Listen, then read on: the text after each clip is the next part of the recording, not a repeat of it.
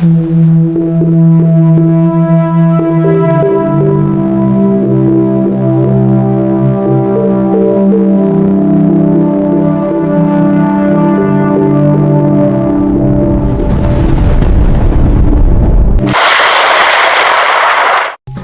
araw po sa inyong lahat. Narito na po ang pinaka-latest nating update sa magiging lagay ng panahon ngayong araw ng Friday,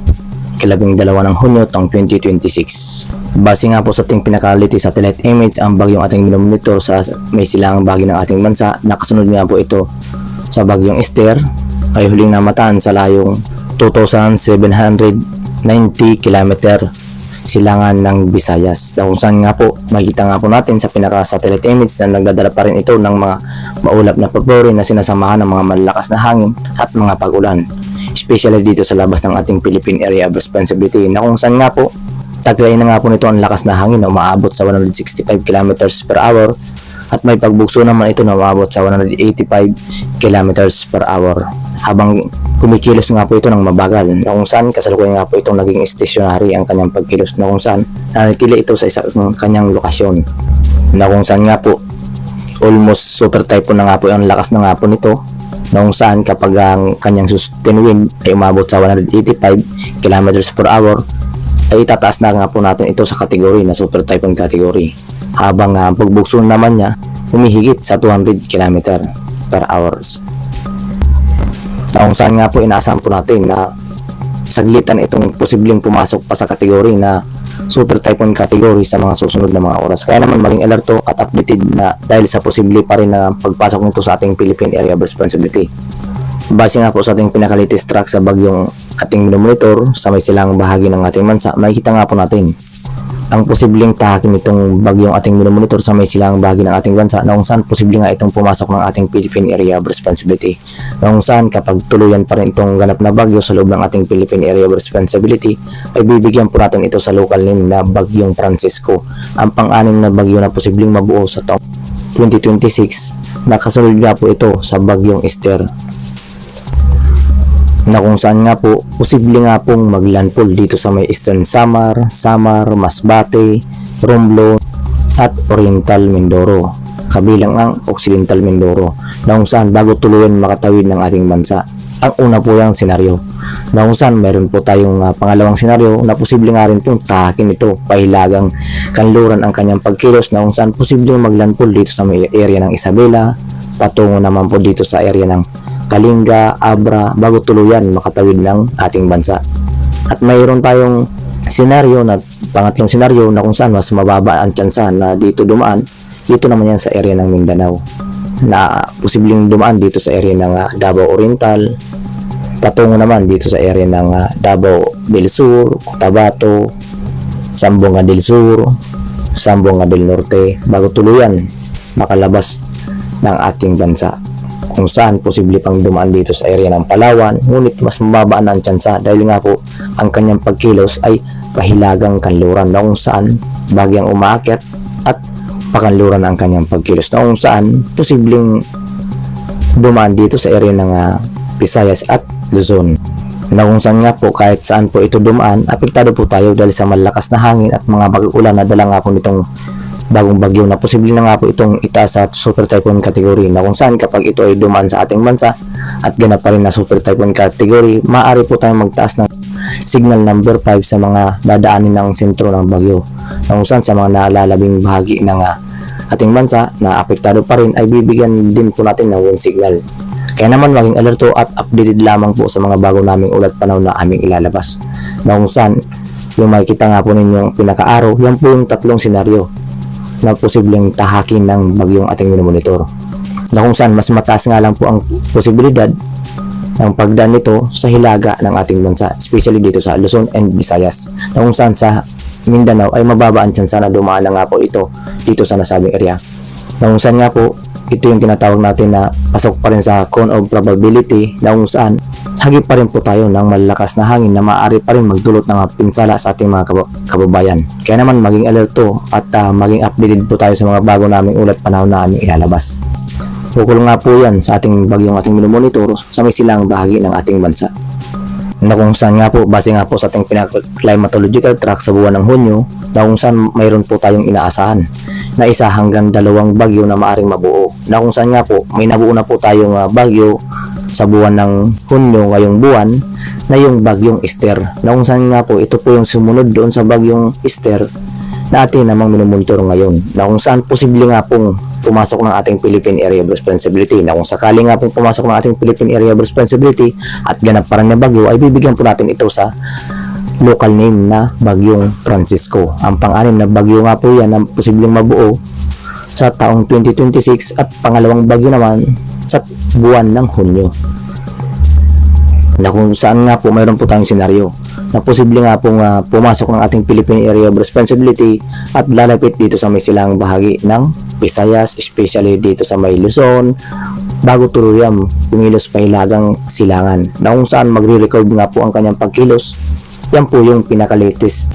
track natin sa posibleng takin nitong bagyong ating minomonitor, na kung saan base nga po yan sa pinaka-climatological track sa buwan ng Hunyo, na kung saan kapag mayroon po tayong mga nabubuong bagyo or low pressure area, yan po yung posibleng daanan ng mga masamang panahon na ating minomonitor,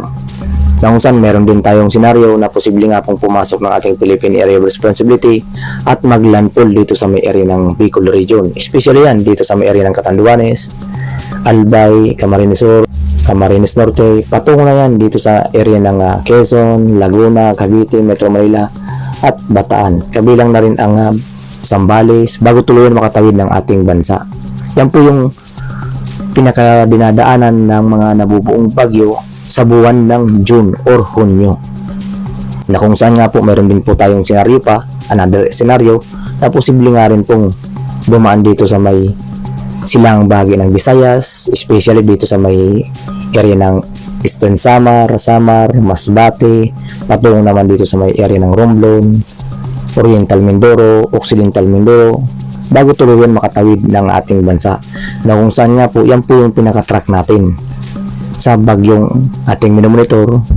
sa may silang bahagi ng ating bansa, na kung saan mas possible po. Kaya naman maging alerto lang po tayo dahil sa posible pa nga rin pong magbago ang track nitong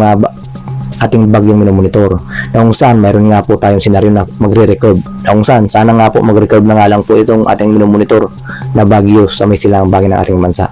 na kung saan kapag may lalapit na dito sa ating Philippine Area of Responsibility at magre-record na lang siya para hindi na po tayo maapektuhan. Ngunit maging alerto pa rin po tayo dahil sa malalakas na hangin ng ating inaasahan, na kung saan taglay na nga po nito ang lakas na hangin sa kasalukuyan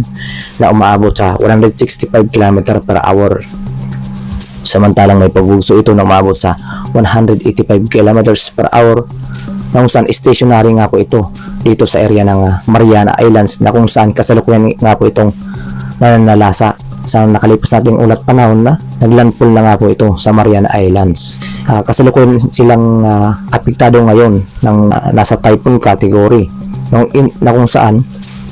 almost super typhoon na nga po ito, dahil sa inaasa natin kapag ang sustained wind ay umabot sa 185 km per hour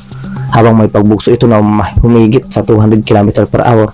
ay itataas na nga po natin ito sa super typhoon category, na kung saan posible nga pong maabot nito ang super typhoon category habang papalapit dito sa ating Philippine Area of Responsibility at bago pumasok ng ating PAR. Pag tuluyan ang pumasok ng ating PAR, bibigyan na po natin ito sa local name na Bagyong Francisco, ang pang-anim na bagyo na nabuo sa taong 2026 at pangalawang bagyo naman sa buwan ng June or Hunyo, na kung saan lubos po natin pinaghandang ating mga kababayan dahil sa posible pang pagbabago nitong ating minomonitor, na kung saan magdudulot ito nga po ng malakas na hangin na mapaminsala sa ating mga kabahayan, na kung saan kapag mga may light material na mga kabayan, mga agrikultura, inaasahan po natin mapanira nga po itong bagyong ating minomonitor sa may silang bahagi ng ating bansa, na kung saan inaasahan pa nga po natin habang lumalapit ito dito sa may ating Philippine Area of Responsibility ay posible pang bahagya pa nga po itong mag-intensify into super typhoon category, na kung saan almost super typhoon category na nga po ito, ngunit wala pa ito sa kategorya na yung sustained wind natin na inaasahan. Now, kapag umabot sa 185 km per hour ang kanyang sustained wind ay super typhoon category na nga po ito. Kaya naman maging alerto sa mga panibago naming ulat panahon. At kung bago pa lamang po kayo sa aming YouTube channel, huwag kaligtang mag-subscribe para ma-notify po kayo sa mga panibago naming ulat panahon na aming ilalabas ukol sa bagyong ating minomonitor at sa magiging lagay ng ating panahon dito sa ating bansa. Na kung saan huwag kalimutan din mag-share para maabisuhan po natin ng ating mga kababayan, especially doon sa mga mababang lugar at sa mga bundok na lugar na kung saan prone nga po ito sa pagbaha at sa pagguho ng lupa na upang maabisuhan po natin ng maaga. At para naman sa magiging lagay ng panahon yung araw dito sa Luzon, asahan pa rin po natin ng makakaranas ng maulap na papuri na sinasama ng mga biglaang buhos ng mga pag-ulan at localized thunderstorm, especially dito yan sa area ng Batanes, Babuyang Group of Islands, Ilocos Norte. Nadulot nga po yan ng epekto nitong hanging habagat at ng high pressure area. Yan po yung pinagsamang epekto na magdudulot ng mga localized thunderstorm. Kaya ngayong araw, posible pa rin tayong makaranas ng mga maulap na papuri na sinasama ng mga biglaang buhos ng mga pag-ulan na kung saan katamtaman hanggang sa mga malakas ng mga pag-ulan ang ating inaasahan sa nasabing area, na kung saan posible nga po ang pagbaha sa mga babang lugar at pagguho naman ng lupa sa mga bundok na lugar. Pinaghahanda po natin ang ating mga kababayan sa mga nasabing area na kung saan upang makaiwas po sa mga epekto o mga masamang dulot nitong weather system na ating monitor. Samantalang sa malalabing bahagi ng Luzon, especially dito sa may area ng Isabela, Cagayan Valley Region, pababa naman ng Kalinga, Mountain Province, Ilocos Sur, Benguet, La Union, Pangasinan, Nueva Ecija, Quirino, Aurora, Nueva Ecija, Tarlac, Zambales, Kalinga, Bulacan, Metro Manila, Cavite, Laguna, Batangas, Quezon at Bicol Region, kabilang dito sa area ng Masbate, Romblon at Marinduque, Oriental Mindoro, Occidental Mindoro. Inaasahan po natin na makakaranas ng maaliwalas na panahon ngayong araw na kung saan maaliwalas na panahon ngayong umaga hanggang tanghali, ngunit pagsapit ng hapon at gabi, inaasahan pa rin po natin ang mga localized thunderstorm na kung saan magdudulot nga rin po yan ang mga biglaang buhos ng mga pag-ulan. Maging alerto pa rin po tayo dahil may inaasahan po tayo na kapag fully develop ang thunderstorm, maaari pa rin po yan magdulot ng mga malakas na mga pag-ulan na maaari pa rin magdulot ng mga pagbaha, lalong-lalo na doon sa mga babang lugar at pagguho ng lupa sa mga bundok na lugar na kung saan pinaghahanda natin ng ating mga kababayan upang makaiwas po tayo sa masamang epekto ng weather system na ating minomonitor. At para naman sa magiging agwat ang temperatura dito sa may Legazpi, 25 hanggang 35 degrees Celsius ang ating inaasang agwat ng temperatura.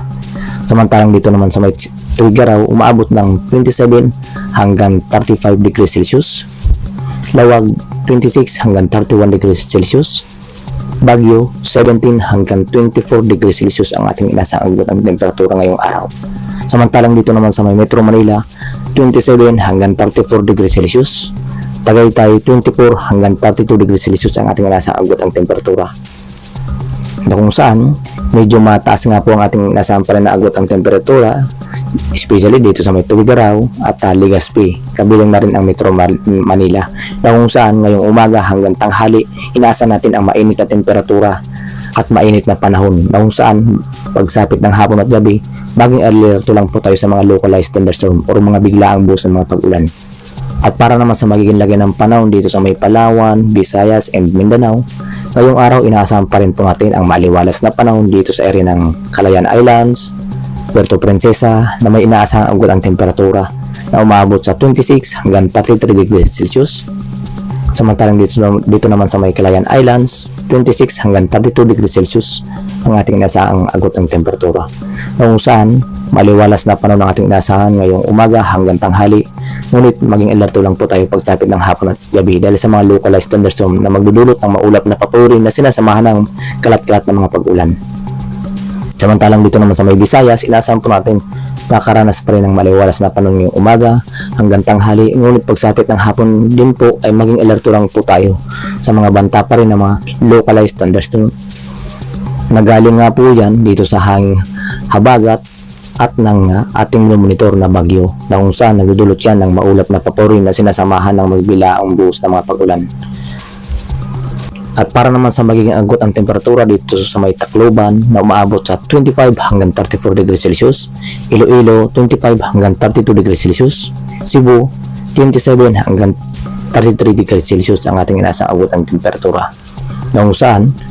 maalinsangan na panahon ng ating inasahan sa umaga, na kung saan pagsapit ng hapon at gabi dahil sa mainit ang temperatura sa umaga, inaasahan po natin na makakaroon ng pag-develop ng mga localized thunderstorm dahil sa pagkakaroon ng mainit ang temperatura na siyang nag-evaporate sa atmosphere, na siyang nagkakaroon ng pag-develop ng cloud cluster o yung mga kaulapan na magdudulot ng mga biglaang buhos sa mga pag-ulan,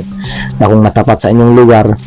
na fully developed, nakakaranas tayo ng katamtaman hanggang sa mga malakas na mga pag-ulan o yung mga hindi naman siya tumatagal, 1 hanggang 2 oras lamang ang kanyang tinatagal, ngunit maaari pa rin magdulot ng mga pagbaha sa mababang lugar. Kaya naman kung kayo ilalabas ng inyong tahanan, ugaliin pa rin magdala lamang ng panangga lamang sa matinding sikat ng araw at sa mga biglaang buhos ng mga pag-ulan, tulad nga po ng payong o kaya naman kaputi, nung saan kapag kayo ay lulusong ng baha, magsuot po tayo ng bota upang makaiwas po tayo sa epekto ng leptospirosis naman ang ating posibleng dahilan ng pagkakaroon ng leptospirosis dahil sa masamang tubig na kontaminado sa mga basura. At para naman sa magiging lagay ng panahon yung araw dito sa may Mindanao, asahan pa rin po natin makakaranas pa rin tayo ng mga aliwalas na panahon na may mga kalat-kalat din ng mga pag-ulan, especially dito sa may area ng Zamboanga Peninsula, Tawi-Tawi, Sulu, Basilan, na kung saan inaasahan po natin makakaranas ng maliwalas na panahon ngayong umaga hanggang tanghali na may bahagyang sinasamahan ng maulap na papawirin, na kung saan pagsapit din ng hapon at gabi, inaasahan natin na makakaranas ng biglaang buhos na mga pag-ulan o mga kalat-kalat na mga biglaang buhos na mga pag-ulan na dulot nga po ng hanging habagat na nagdudulot ng mga localized thunderstorm, na kung saan lubos lang natin pinagana ng ating mga kababayan. Samantalang sa malalabing bahagi ng Mindanao, especially dito sa area ng Dinagat Island, Surigao del Norte, dito sa Agusan del Norte, kabilang ang Davao Region at Sorsogon, ay inasahan po natin makakaranas ng maliwalas na panahon sa umaga hanggang tanghali at pagsapit ng hapon at gabi, magiging maulap na papurin na sinasamahan ng bahagyang katamtaman ng mga pag-ulan, na kung saan posible pa rin ang mga malakas na mga pag-ulan kapag fully developed ang mga localized thunderstorm. Kaya naman at maging alerto sa mga bago naming ulat panahon, magdala po kayo ng panangga lamang sa ulan tulad ng payong kaya naman kapote, at ugaliin subaybayan ang ulat panahon namin ilalabas ukol dito sa masamang panahon at sa magiging lagay ng ating panahon. At para naman sa magiging lagay ng ating karagatan, sa kasalukuyan nga po wala po tayo nakataas ng gale warning, ngunit kapansin-pansin pa rin nga po sa may seaboard or sa malayo sa pangpang ang pagtaas ng alon, dahil nga po yan sa bagyong ating monitor sa may silang bahagi ng ating bansa. Sa labas po yan ang ating Philippine Area of Responsibility, ang ating minomonitor na bagyo, na kung saan nagpapataas naman ang alon dito sa may seaboard or sa malayo po yan sa pangpang, na kung saan inaasahan po natin ang rough sea condition. Ngunit dito sa ating pangpang magiging slight to moderate ang mga pag-alon pa rin, na kung saan malaya pa rin makapaglalayag ang ating mga kababayang pangisda at mga pumapalaot. Ngunit maging alerto lang po tayo dito sa area ng Batanes dahil pa rin sa mga banta pa rin ng mga localized thunderstorm na siya nagpapataas ng mga pag-alon ng ating karagatan. Sa seaboard po yan ng Batanes and Babuyang Group of Islands, na kung saan magdudulot pa rin ng bigla ang taas ng mga pag-alon. At yun nga po ang pinakalitis nating update sa magiging lagay ng panahon ngayong araw ng Friday, 12 ng Hunyo taong 2026. Maraming salamat sa inyong lahat at sana ligtas po tayo sa pagdaan nitong masamang panahon na ating monitor, and God bless us all.